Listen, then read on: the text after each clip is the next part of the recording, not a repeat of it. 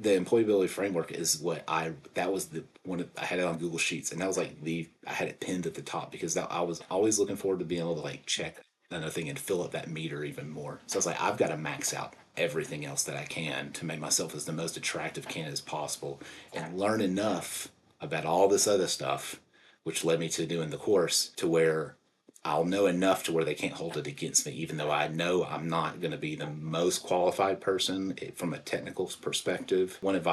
The piece of advice that definitely helped me with this before I even started was like, just know that if you get that offer and you have that syndrome, you got the offer for a reason. Like they definitely saw something in you, and just always remember that. So like whenever I start to get worried or something like that, okay, well, that's okay. This interview was with a guy named James. He went from doing cellular, like selling cell phone stuff in the kiosk in a mall, and ended up getting his first job in cybersecurity. He executed and did a whole bunch of stuff. He got a lot of credentials and just did a lot of work, planned really well, executed really hard, and got a really, really decent job as a cybersecurity solutions engineer. This interview is really good. Definitely watch it and pay close attention to what he does and like how he is, because he was able to achieve a lot, and he's going to be a really, really good person to emulate. Yeah, on to the interview. Hey everybody, my name is Josh Madakor. I'm a cybersecurity YouTuber and owner of the CyberRange, and we have James here who was a member of the CyberRange, and he went through, did a bunch of stuff, and then ended up getting a nice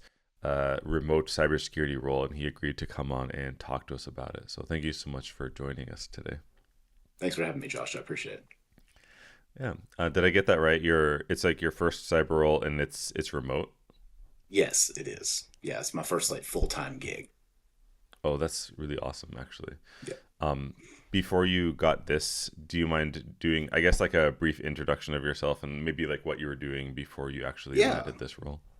Yeah, absolutely. So I was in the wireless industry for almost 20 years in various roles. Started off like just in a sales role, like in the middle of a mall selling cell phones, and gradually had worked my way up and worked for a couple different companies. Had progressed throughout my career from management, and I got into more of a compliance role with my most recent employer, where I was able to go and do auditing in some of the retail stores, and then also with some of our third-party locations that sold the brand as well. And eventually, that was what my most recent role was, and then really had just kind of hit a glass ceiling in there. There wasn't really a lot of opportunities for me to continue to move up. So that's when I decided to explore other options and make a pivot, and ended up really interested in moving into cybersecurity as a full-time role. Oh, nice. Cool. How did you end up like landing on cybersecurity, and then how did you end up like finding the CyberRange, I guess? Yeah, so it's a funny story. Actually, a member of my family has actually been in the cybersecurity world for a couple decades now. And as when I was younger, it was always like, "Hey, you should really get involved in computers and stuff." And I was like, "I've got my own thing going on. I got my own career. I'm fine." And hindsight being 2020, I kind of wish I had listened to him back in the day, but really we had a lot of issues with the employer I used to work for, just with security in general. And it was the role had gradually evolved to where we were having to incorporate a lot of security aspects in, whereas protecting people's information, making sure that any sort of sensitive information wasn't leaked out or released in any sort of way. So the roles I had kind of gradually were pushing me into that direction, and that was where I finally just had like an aha moment where it's like, well, maybe I can make this like a full-time role. And I would say the one real push was just, again, going back to the whole career trajectory thing, where it's that I hit a certain level, and it was going to be extremely difficult for me to continue to progress throughout my career, and unless I was willing to move and relocate. And just with our family, look, since I'm married, my wife's family is local to us here. My family is pretty close to here as well, and that was just not a sacrifice we were willing to make. So in the area, there was a lot of, we can get into it later, but there's a lot of defense industry and a lot of those other types of roles in the local area. So I knew that if I wanted to eventually pivot into something, I would need to make a change. But there was a lot of really good jobs in the area, and I was not going to have to move all the way across the country to find another role. Gotcha. Okay. Yeah, that makes sense. Cool. And then just so people know, like what was your, like when you decided to get into cybersecurity, like outside, I mean, obviously you're in the CyberRange, but like what other kind of stuff did you do? Do you have like a degree? Did you do any certs? Like how'd you study and all that? I did a lot actually. So it's funny how I originally got a bachelor's degree back. I don't want to date myself too old, but more than a decade ago. And it actually was in a field that I just actually never even used. It was just it's something I'm very interested to this day, but it just wasn't something that was actually part of my career. And what was a really nice thing is the employer that I previously did work for, they had an amazing benefits. And one thing that I had the privilege of being able to do is back in 2020, like during the pandemic, I decided that was when I really started to get kind of serious about where I wanted to take my career. So I actually went back and got an MBA. And the really cool thing was that they had some agreements with certain online schools where I was actually able to go and didn't actually have to pay a single penny. It just took time, of course, but they covered the tuition costs, books, everything. And then that definitely helped with my career to that point. Then, but going back to how I got involved in the cybersecurity, I was like, well, I talked to a few people and they were like, well, you're going to have to get some certifications or to grow. Like, what's your background in IT? At the time, I was like, I don't really think I have much of one. So the decision I made was I was going to kind of start at square one. And I knew that it was not going to be like, oh, you're going to get into cybersecurity in 60 or 90 days, making $100,000 a year. Like, that was not my plan. My plan was very methodical. And what I decided to do is I reached out to one of my mentors that was already in the field who had agreed to kind of take me under his wing. And he initially said he had pointed me in the direction of doing the ISC squared, the Certified Cybersecurity Certification, which was free at the time. I don't even know if it still is, but I studied for that, took it, passed it. And in the defense industry, especially, like a Security Plus is always a huge thing that they want you to have. That's kind of a prerequisite for a lot of roles. So that was something that they recommended. I personally didn't feel like I was really ready for it at the time. So I actually went back and studied and got my A plus, and then I went and jumped to my Security Plus. Then I got my Network Plus. During that whole time frame, though, I had decided to go back to school and work on a IT degree. So because I already had a bachelor's and already had an MBA, I was like, well, they recommended me go back and get a master's. So that's what I did. It took about 14 months. I graduated from there in November of 24. But I was doing school full time. I was working full time, studying for all these certifications full time. And that's actually how I found like your YouTube channel, because I was just immersing myself into everything and just stumbled across it one day through the autoplay. And I was like, oh, this sounds pretty cool. So I started to listen, and then I just binge watched your stuff, and it was really cool because what I really appreciate is how you talked about like don't just take my word for it. Like, you can do all this stuff on your own. I'm just going to help you point in the right direction and give you resources. And I really appreciated that, and thought that was really cool that you were willing to do that for people and really help. You've helped so many people that me, all these other people that you never even know, but that was really helpful. And then after it's a long-winded story, I know, but after I graduated, kind of the next step, and a lot when I was initially starting to get into the job search, was a lot of the roles. One of the Security Plus, but I also saw the CISSP was something else that was like a lot of jobs required it. And I'd seen like through your channel a lot of other people like that's not the golden ticket, but it definitely is not going to hurt trying to get through the HR filter. So that was something that I really decided I wanted to go and do. So I checked all the prerequisites, and going back and looking at all the jobs that I had, I was like, oh, I actually do check a lot of these boxes and didn't even realize it. And so I graduated but I didn't take a break. Like the day after, like I was cracking open those textbooks, reading, watching videos, and studied really hard for like 90 days straight, and sat for that exam in February of this year and passed on my first try in just 100 questions, which was pretty awesome. Yeah. Congrats. That's really good. Thank you. Cool. So I just want to like recap. Do you have two master's degrees, like an MBA, and then I do. Okay. Yeah. And then a bachelor's degree, and then you had the ISC certified in cybersecurity, and Yes. you have A plus, Network plus, Security plus, and CSSP. Correct. Yes. Okay, damn, that's a lot of execution. That I don't know. Sacrificed a lot of sleep, but yeah, it was good. That's really amazing. How long? I guess what would you say the timeline was to like do all those certs and the master's degree? Was that all in 14 months, or was that like? Yes, I started school and got my CC in August of 23, and then graduated November 24. So it was about like 13, 14 months. I had the only cert I didn't have at that time was that CISSP. That's the only one that I got later on. And I like that you mentioned that because people will like summarize CSSP like, oh, you need 5 years in security, but you need, if you have any one of their certs, you only need 4 years, and you only need like have worked in 2 of the 8 domains, right? And That's correct. Yep. you worked in like audit probably, and like what was the other domain? Do you remember? Physical security, asset management. There was definitely several. Actually, when I went through, I just printed out the actual exam uh, list, and I actually had experience in 4 out of the 8 domains, which definitely would not have thought that when I started this journey, because I thought that I didn't know anything. And it turns out like cybersecurity is so broad, like you don't really. There's so many translatable skills that you have, regardless of probably what industry you're coming from. You can that are really translatable to certain fields in cyber. Yeah, and I'm really glad we're talking about that because people just like don't know. Even if you work in help desk or some like random job, you could be covering the domains, you know. Yeah, absolutely. Yeah. Yeah.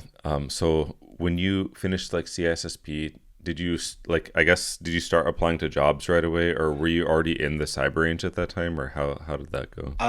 Well, I actually I had enrolled in your, not the cyber range, but the previous course, the level careers course, the cyber one. I did that in August of 24 and finished it in about 3 weeks. Like I was pretty motivated to get through it because I knew that that was going to provide some good resume material, and I knew that it was going to give me the technical side of the experience because I was very non-technical in my background, and I knew that that was something that could be held against me potentially in the interview process. So I knew I was not going to be able to get totally fluent with PowerShell and Python and all that in a week, right? But I knew it was going to give me enough to at least be competent and be able to speak to certain aspects of it, which is exactly what ended up happening.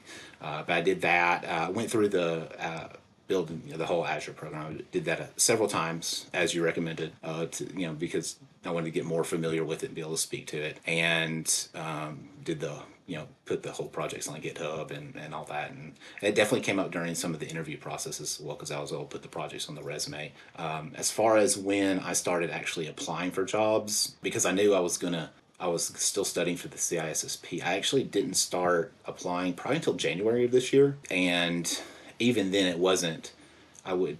It was kind of a part-time thing. It wasn't something that I was really going all in on until probably late January, early February, and that's when I was really committed to doing like 5 to 10 high quality applications a day, finding good roles, because it wasn't. I didn't want to just spam my information out there. I was looking for something that interested me, but something that I thought I would bring value to the role as well. Like trying to find that mutual right fit. So I was not putting out like 1,000 applications by any means. I was focusing more on the quality instead of the quantity of them, and it did end up working out that way. Yeah, I tend to recommend this because like if you spend a lot of attention on the quality, it's the difference between having to submit like 100 applications versus like being a Reddit post where you're like I'm doing 1,000, I didn't get an interview. I think it really Right. matters. Yeah, absolutely. Yeah. Did you did you scrutinize like how long the job had been posted and like how many applicants there was, and like did you pay attention to any of that stuff? Yes, absolutely. There was at first no, but as I got better acquainted with how the whole job posting process works, I was definitely using a lot more of the filters, and I think you'd recommended on some of your videos and in the course as well. Focusing on the ones that have been. Eventually, it got to the point where I was not even if it had been open for over a week, and I wasn't even wasting my time with it. It was just. 24 to 1 to 3 days was the sweet spot. 7 days was kind of like they're probably already starting to look at the application, so I didn't. I would still apply, but it wasn't. I wasn't really holding out much hope for that. And trying to think if there was anything else that was really up. I focused a lot on the local jobs too. Which is kind of ironic how I ended up with a remote role because it was not something I was really looking for. But I knew that the pool of candidates would be a lot smaller if I did focus on the local area. And that's actually how I ended up finding the role because it was listed locally, but it ended up being a remote role. Oh, that's great actually. Damn. Do you remember like how many jobs you applied to like in total about? Yes, because I used your job applicant. spreadsheet. So it Oh, was like nice. it was just under 170 total that I applied to. Oh, that's not too bad, you know, considering you got a job already, or you had like two offers, right, or something like this. I did. It's a funny story. So I interviewed with four different companies out of all those that I applied for.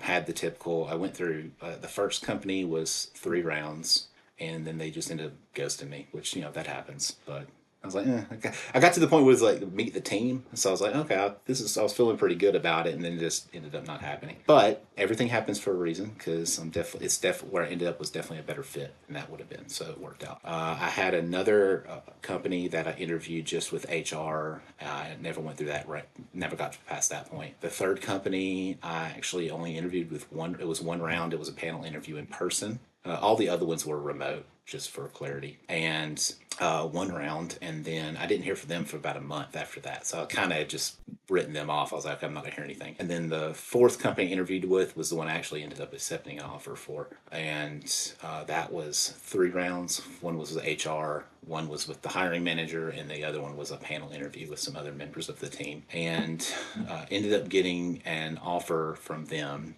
and did a little bit of negotiating in the process before I was assigned. But I still remember it's a funny story. It was a Thursday morning. I was off of work for some reason. I'd taken the day off or something. I was cooking breakfast, and I was just waiting for like a revised offer letter from the organization, and I was gonna just fill it out and sign it and send it right back. And actually ended up getting a random text on my cell phone that said, "Hey, this is so and so with this company. Call me back. We're prepping an offer for you." And I was like, "Wait, what? Like, oh, okay, well."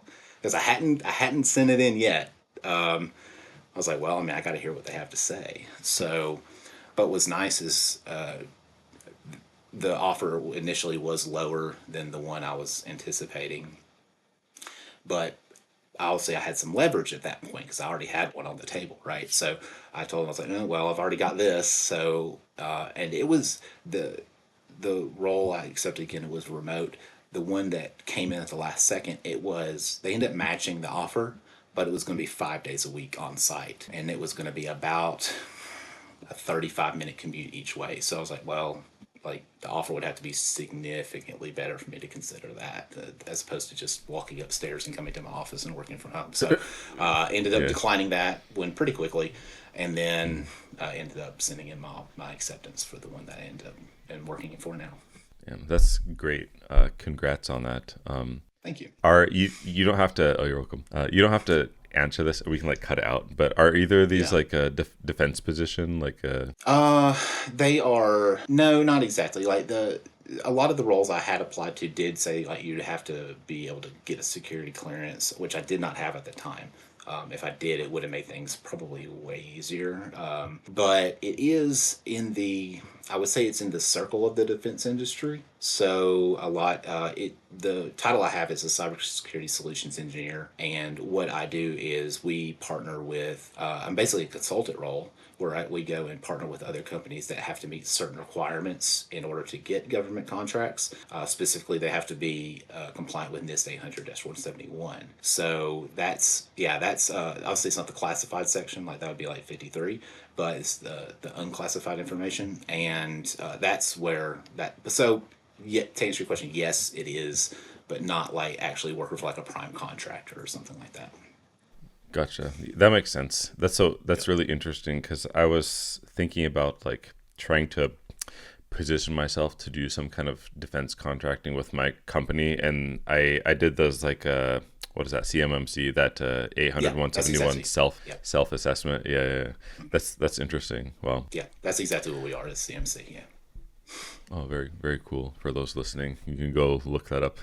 I did not know anything about that before I interviewed, by the way. So Really. I will say that, however, one thing that really helped me was I definitely got stumped on a few questions with the hiring manager because they're asking me questions about NIST 800-171 and tell me about the security control families, tell me about the assessment objectives, and that was like a deer in headlights. I did not know any of those answers, but I guess I answered enough of them, the other ones, that they put me through the next round. But I knew that those questions were going to come up, so I wish I had my notebook. It's over here on my shelf, but I'd printed out NIST 800, 171, the PDF, and 171A, which is the the assessment objectives, and like read. It was like 300 pages. But I had 3 days before my next interview. I read all of it. I did not retain a lot of it, obviously, but I knew enough to where when I went to that third final interview, like I was able to speak way more competently about the topic, and I think that definitely impressed them and probably helped me land that offer because I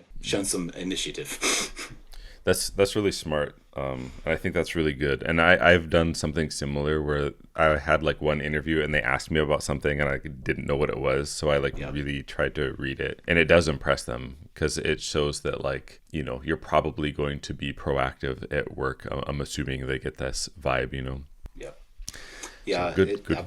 yeah. So I've been there about a month, and just the amount of information that I've absorbed, like it's crazy. Like, but it's really funny how quickly you acclimate to those new environments because, like, again, when you immerse yourself in something, like it's amazing how quickly you can pick up on things. So just to anyone who's worried about that, like the imposter syndrome's real, like it's a thing and it's not something to be shied away from. But a piece of advice that definitely helped me with this before I even started was like, just know that if you get that offer and you have that syndrome, you got the offer for a reason. Like they definitely saw something in you, and just always remember that. So like whenever I start to get worried or something like that, okay, well, that's okay. They're more confident in me than I am in myself at times, but it's going to be okay because at the end of the day, you're still going to be seen as the expert when other people come to you for help. So that's what's taken me a little bit to get used to, but I think I'm getting the hang of it. That's good. And I like that you bring that up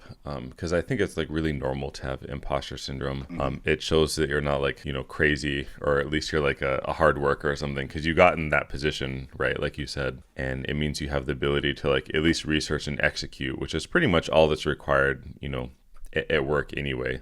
You know, no one knows everything and you're obviously able to figure stuff out. So, and I wanted to ask, like, I guess, so you did like a lot of stuff, like a lot, those like degrees and like certifications, Yeah. and you went through the original like cyber course. So Yes. I'm wondering like why, because I feel like that's enough to get a job. So I'm wondering like what prompted you to like join the cyber branch. I'm happy that you did, Yeah. obviously, because we were like doing this interview, but like, I guess Yeah. why did you? It goes back to I think you'll have to refresh me on what you call it now. It's like the employment pillars or Oh, whatever. I call it like a employability framework Yeah, nowadays. that exact yes, that's it. So that was one of the things that caught my eye the earliest. I probably saw one of the very first videos of yours that I watched, and it made Okay. so much sense because like I come from a background of like being a hiring manager, so I kind of know what they're looking for. It's obviously very different when you're on the other side of the table interviewing, but it's the employability framework is what that was the one I had it on Google Sheets, and that was like I had it pinned at the top because I was always looking forward to being able to like check another thing and fill up that meter even more because I knew that the experience is something that I was not good. That's where it was always going to be my lowest thing. So I was like, I've got to max out everything else that I can to make myself as the most attractive candidate as possible and learn enough about all this other stuff, which led me to doing the course to where I'll know enough to where they can't hold it against me, even though I know I'm not going to be the most qualified person from a technical perspective. But I know that I can beat these people out in all these other areas, whether it's just certs or degrees or just interview quick prep or whatever it is. Like I know that with my work ethic, I can beat them there, and that was what kept me going and kept me motivated all those months because it was definitely a grind, but I knew that if I kept to that plan, that I knew it would end up working out in my favor, which it did. Yeah. And I like that you bring that up because people have this misconception that you have to get like A, B, and C. But if you don't have C, you can just have like a really strong A or B, and Right. it's enough, right? It's indicative of being able to like perform and do well. And another thing I want to say, it's like really important. Like I'll do these like interviews with people who like do my product or whatever, but like if my thing didn't exist, like you are the type of person anyway, because you plan and strategize and execute so hard, like eventually you'll get like a good result anyway. So I want to really like point that out to everybody. Mm-hmm. Like I do these interviews because I want people to see like a common trait in like what they, you know, have to become to like do well, or you know something that they can do. And you just plan and execute really hard and consistently. It's like really important. You did a lot of stuff.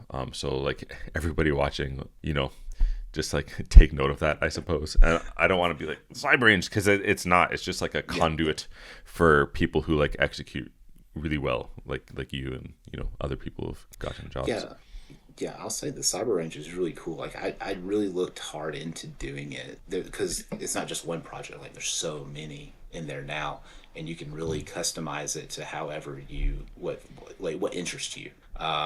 So the value, I don't think you can really beat the value, like for what it costs and stuff, like bar none. Like it's probably the best value that you have that's out there. So yeah, I definitely encourage anyone who's interested in it. Like I would definitely recommend it. Like whether it's the legacy course that I did or the newer, I would say vastly improved content that you've rolled out. Like it's definitely worth it, and it's not going to get you a job. Like that's the thing. Like just doing that.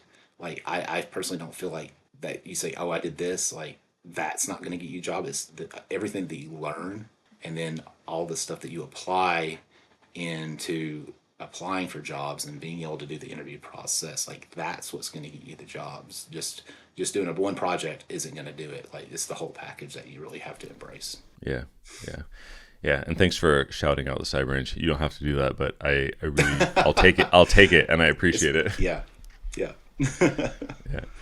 Yeah, so I guess I have like one last question.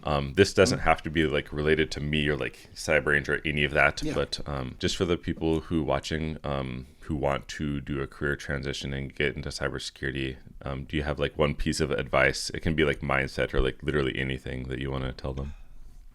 I knew this question was going to come up, so it's a couple things, but I would say that one thing we've touched on it probably throughout the interview is just don't go in blind. Like have a plan and just be committed to executing whatever that plan is.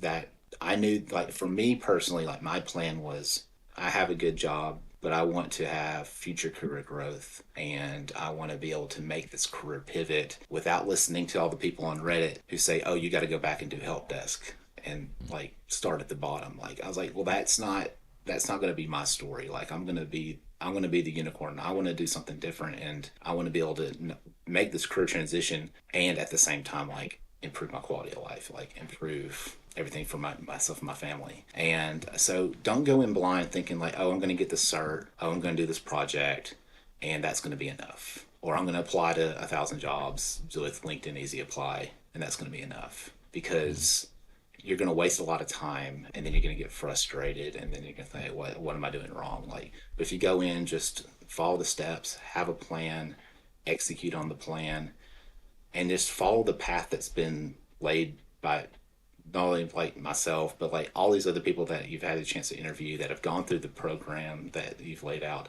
Follow the steps, execute on steps, and end up making that career transition. Like the plan works. There's no need to reinvent the wheel. Like just follow the steps, and it's going to work out for your benefit in the long run. I agree, and I think that's great advice. So thank you so much, and thanks for the interview. It's a really, really good one. Oh yeah, I appreciate it. Yeah, hopefully you got the information you're looking for. Yeah, we did. All right. Awesome. Well, yeah, I'll see you in CyberRange. All right, sounds good. Thanks, Josh.